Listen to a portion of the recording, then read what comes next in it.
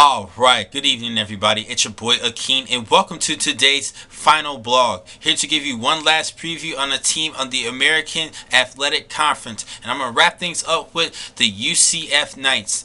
Now George Leary is entering his 12th season. Last year he led the team to a 9-4 overall record and one of the top defenses in the country. But they're going to lose many of the key players on that defense and they're going to have to rebuild this upcoming year. Now first I'm going to start off with the offense led by quarterback Justin Hallman, who had 24 touchdown passes and 15 interceptions. I think he's going to be due for a good season this year. And there also is the return of Will Stanback, the first team all-conference honors at running back. I don't really understand how, because he rushed for under 700 yards and 10 scores. This is a little bit of a shocker for me. I thought he probably would have been honorable mention at best. But anyway, still a decent running back, but he did only average 3.7 yards per carry. Now they actually are going to have to play without their top two wide receivers in Brashard Perriman, who is now with the Baltimore Ravens, as well as Josh Reese. And this is going to be a tough loss, but they did pick up two recruits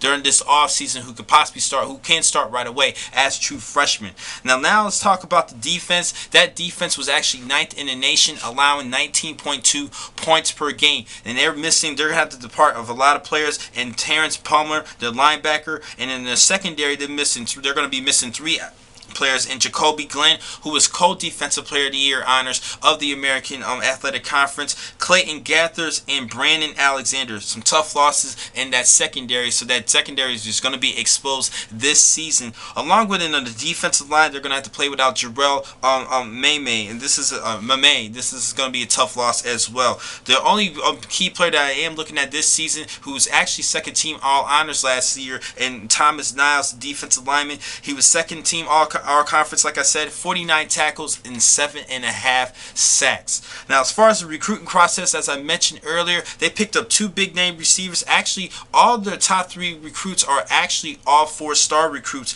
Starting with wide receiver Tristan Payton. He's actually the number 11th wide receiver according to ESPN from Jacksonville, Florida. And they picked up the number 40 wide receiver in Cameron Stewart from Snellville, Georgia. And and on the defensive end, they picked up Rashard Causey Jr., the number 22 quarterback from Fort Lauderdale. A couple of great recruits. They did a good job during this offseason, picking up decent sleepers as far as their recruits. Now this year, I think they're going to struggle a little bit more on the defensive end. I don't see them winning 9 wins this year. I do have them going 7-5 in the regular season, 8-4 at best. Possibly, I think the defense could probably rebuild everything what they did last season, but it's going to be a tough year. They're going to be missing out on 5 key players, as I mentioned earlier. So I think they're going to go 7-5 for the regular season, but still make it to a bowl matchup.